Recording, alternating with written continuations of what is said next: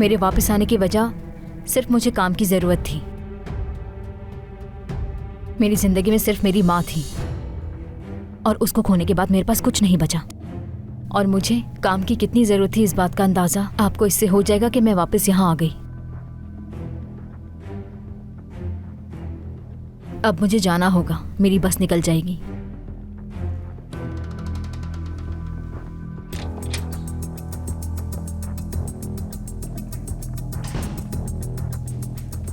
क्या तुमने वाकई करीम साहब को अपनी आंखों से देखा था और ये बात तुमने मुझे कभी नहीं बताई? मैं ये कैसे बताती? मैं जा रही हूँ अमीने आपा, सुबह मिलते हैं।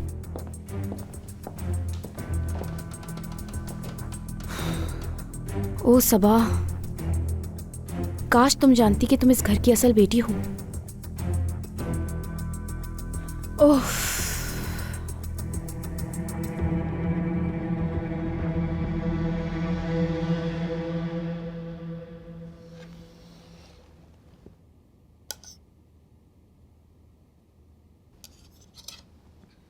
नसरीन ने मुझे छोड़ दिया जिम।